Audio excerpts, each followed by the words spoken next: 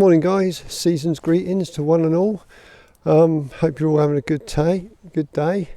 Anyways, today I've set myself a bit of a challenge on a grey, murky, wet, rainy, colourless Wareham forest. So today I thought I'd come out and just try and find a few kind of Christmassy things, and we'll see how we get on. So it's raining, so I don't know how long I'm going to be out here. But what I want to do is want to try and find a couple of things. One, I'll find some holly with berries. The other thing, to find like a Christmas tree out in the woods, or some kind of spruce type tree. Maybe a log, like an old log, to show like a Yule log. And I should probably head to our local church as well to get a couple of pictures from there. Just a few things that kind of mean something to me at Christmas time, and they may mean something to you. So it won't be all the kind of like the glitz and the flashing lights and the Father Christmases and all the tints and all that. Yeah, so come and join me and we'll see how we get on. Okay guys, so I've got my first composition here. I found this holly tree with some berries on, so that's first thing ticked off the list. The thing this kind of, I suppose, means a lot to me, when I was a kid at primary school, one Christmas the teacher got us to make some table decorations. So anyways, so we made these table decorations, and every year after that it just became a little tradition of mine to go out into the woods when you're allowed out in the woods, and I used to go and get holly and whatever I could find to make a little table decoration. I even carried that on. I got married, had kids, and used to take the dog out, Christmas time, get the evergreen stuff, make table decorations. So it was like a little family tradition. I don't do that anymore, but I certainly kept it on for quite a lot of years. Just my little thing, just making a little table decoration at Christmas time. And maybe I should start it again, I don't know. But anyways, so I found this composition with some holly with berries. There's some old fern around it as well, so I've got quite a few things just to make it a little bit more interesting. So I'm going to crack on now, get a couple of shots here, and then move on, see what else we can find. Okay, morning guys, how you doing? Hope you're all okay. Well, welcome to part 2. Remember the other day when I was out here, I was saying about how wet and grey and misty and everything it was. Well, the rain came down, so I had to call it a day. So this is kind of part 2 of the video shoot, if you like. So I'm still in Wareham Forest, and to be honest, I ain't holding my breath. It's not boding well for another good day. It's rain forecast, so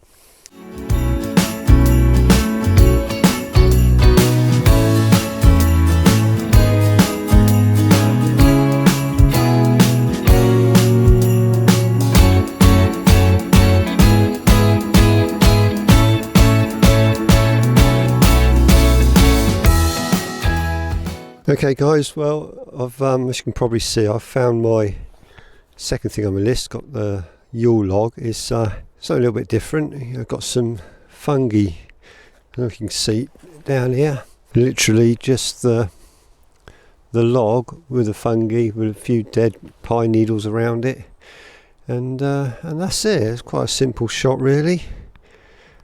It looks pretty good, and I've got my 50mm prime on. It seems to be my favourite out in the woods there.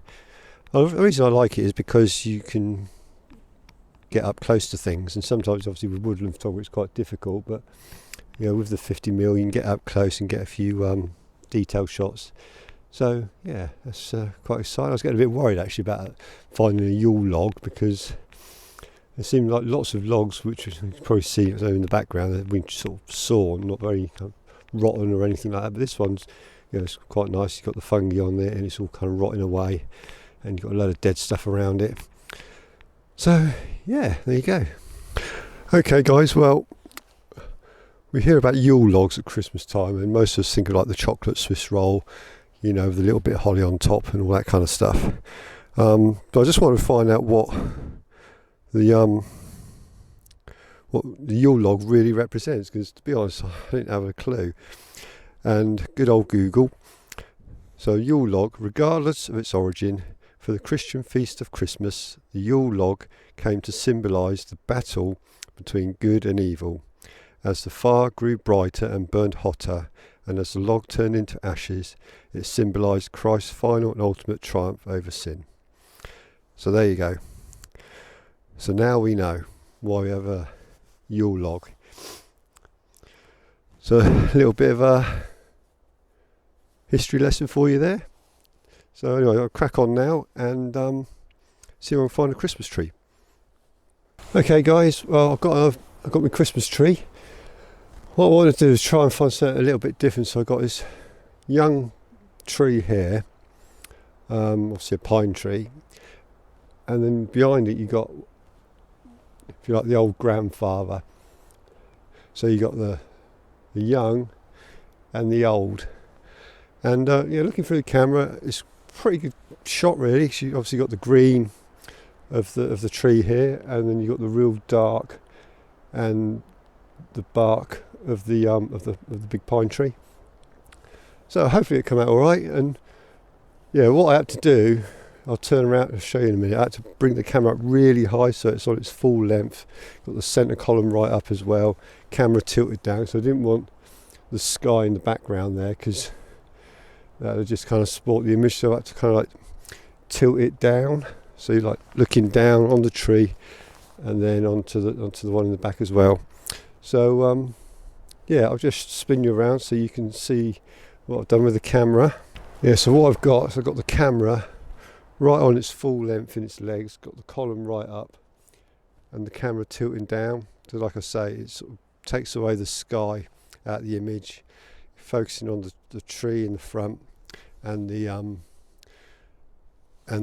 tree in the background. I think it's probably slightly bird, I'm not sure, I'll have to check.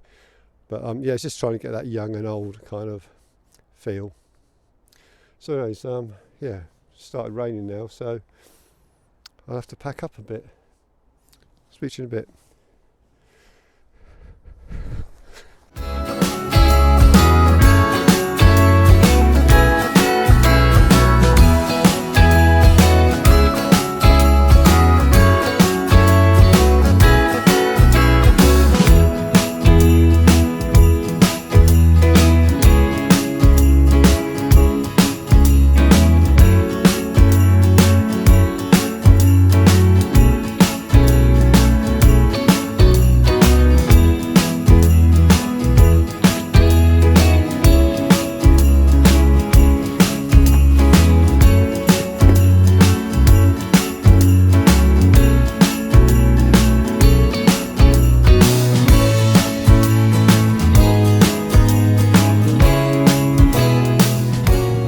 Morning guys, how you doing? Well, welcome to part 3 of this Christmas video shoot. Every time I go out the rain comes down, and even today it's looking a bit iffy. Anyway, I've come to the final part of my little challenge. Come down to our local church here down in Dorset, and yeah, first competition I've got, I don't know if you can see behind me, you've got the cross on the kind of the grave there, with the church in the background, and you've got the wall leading down to it, and the yew tree just on the right there. So yeah, quite a nice little shot. The problem I've got is the sky is very flat. If I put a grad on, that's going to darken down the top of the church, which I don't really want.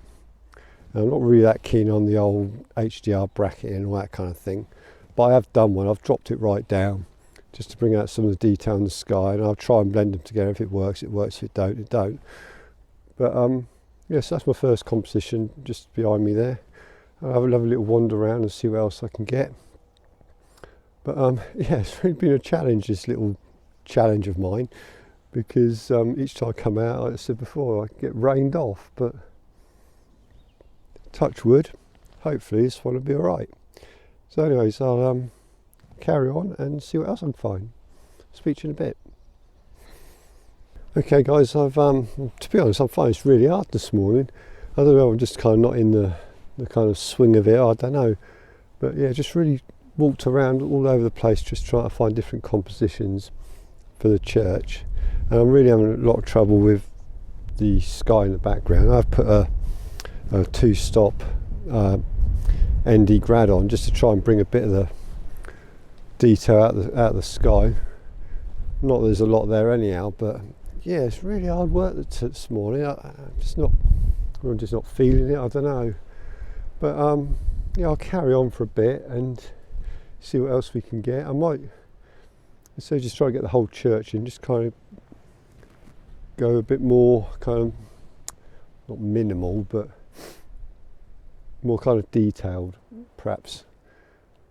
Anyways, yeah, just had another rain shower, so it's obviously going to rain again in a bit.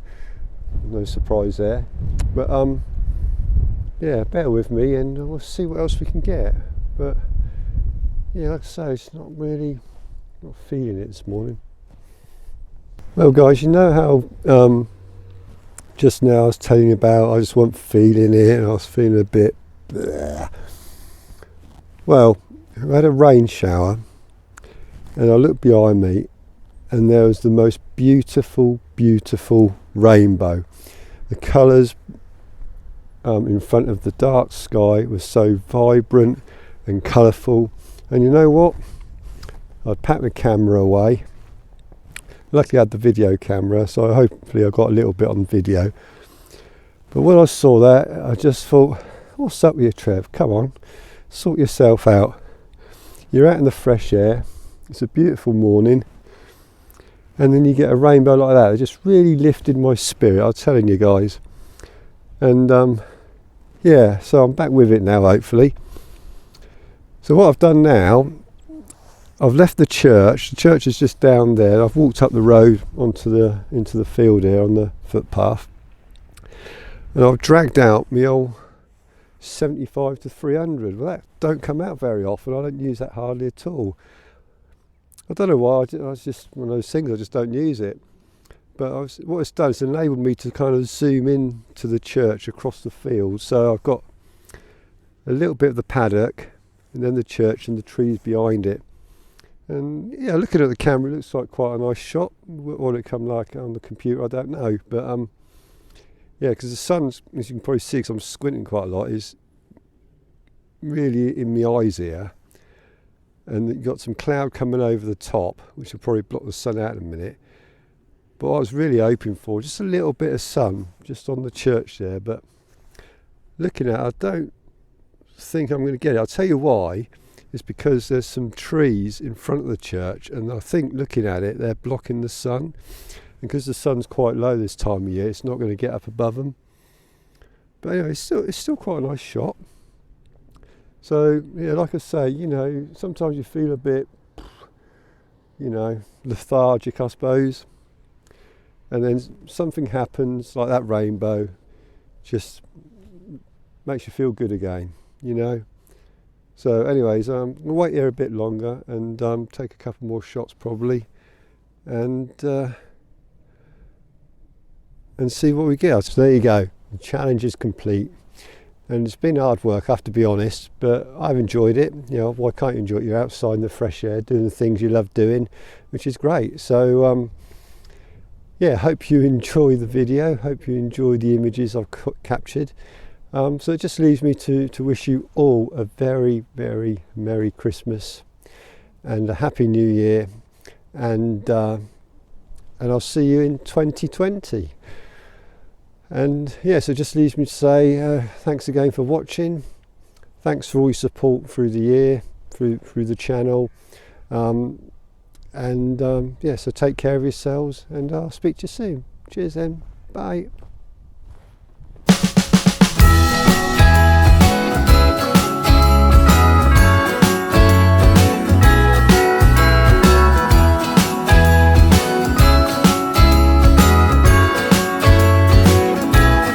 Jingle bells ringing in my ear. Jingle bell, a sound that's oh so dear. Frosty the snowman is all around town. Watch out for reindeers are falling down. We stay up waiting for Santa tonight. He climbs down the chimney at the speed of light, while we're dancing around the Christmas tree, hugging and kissing